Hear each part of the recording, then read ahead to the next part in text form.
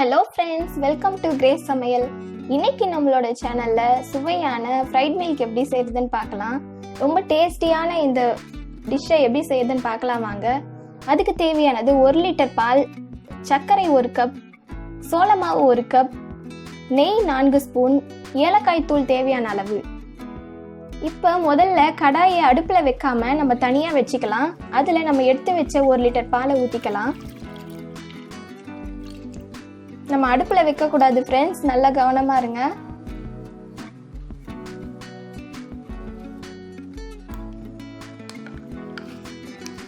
அதுக்கு கூட நம்ம எடுத்து வச்சிருக்க நெய் 4 ஸ்பூன் நெய் ஊற்றிக்கிறேன் நான். பால் ரொம்ப சில்லுன்னு இருக்கிறதுனால நெய் ஊற்றி கலரும் போது கட்டியாயிடும். அதனால நீங்கள் பாலை ஆற வச்சுட்டு கலருங்க. நான் ரொம்ப சில்லுன்னு ஊற்றிட்டேன், அதனால கட்டியாக வந்திருக்கு.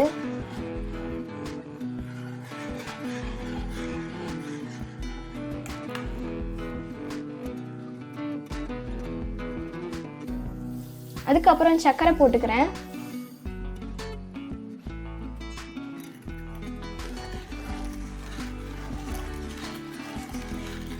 போட்டு நல்லா கிளறிக்கலாம்.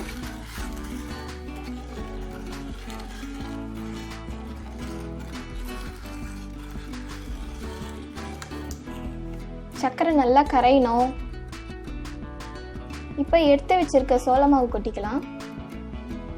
சோள மாவு கட்டியே இருக்கக்கூடாது, நல்லா கரைச்சிக்கணும். நம்ம இதை அடுப்பில் நம்ம பற்ற வச்சுட்டோம்னா சோள மாவு உடனே கட்டியாயிடும், நல்லா கலர முடியாது தீயில.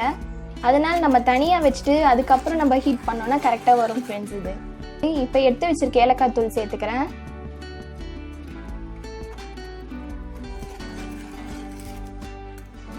ஏலக்காய் தூள் ரொம்ப வாசனையாக இருக்கும்.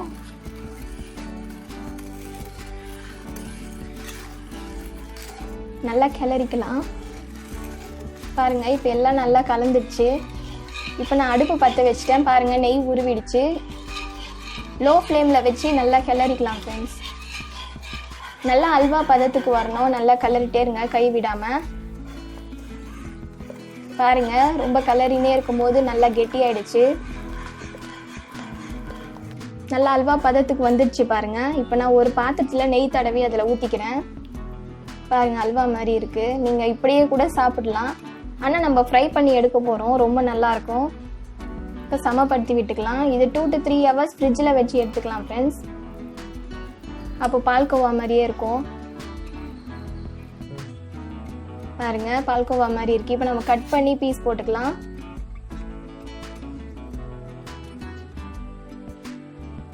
ஒட்டின்னு வரும், அதனால நீங்க நெய் தடவிட்டு யூஸ் பண்ணுங்க ஃப்ரெண்ட்ஸ் கத்தியில. பாருங்க, ரொம்ப ஃப்ளஃபியா இருக்கு. இப்போ பிரெட் கம்ஸ்ல வச்சு பாருங்க, முட்டை நான் 4 முட்டை எடுத்து வச்சிருக்கேன். பிரெட் கம்ஸ் வச்சிருக்கேன். கொஞ்சம் பிரெட்டை போட்டு மிக்சியில் போட்டு அரைச்சி எடுத்தா பிரெட் கம்ஸ் ரெடி ஆகிடும். அதில் போட்டு நம்ம டிப் பண்ணி வறுத்து எடுத்துக்கலாம். கடாயில் எண்ணெய் ஊற்றிக்கிறேன்.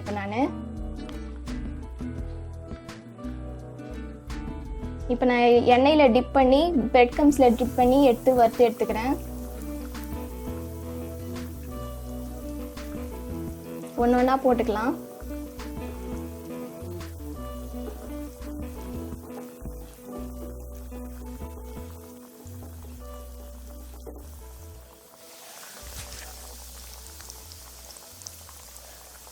இது உள்ள வேகணும்னு அவசியம் இல்லை. உள்ள இது நல்லா வெந்திருக்கும். அதனால் நம்ம பிரெட்டு மட்டும் வெந்தா போதும், பிரெட்டும் முட்டையும். அதனால் லைட்டாக ஃபுல்லில் வச்சே நீங்கள் வறுத்து எடுத்துக்கோங்க.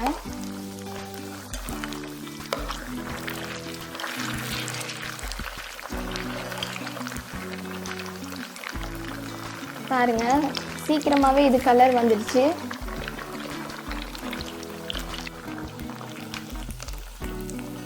ரொம்ப சுவையான ஃப்ரைட் மில்க் ரெடி ஆயிடுச்சு ஃப்ரெண்ட்ஸ்.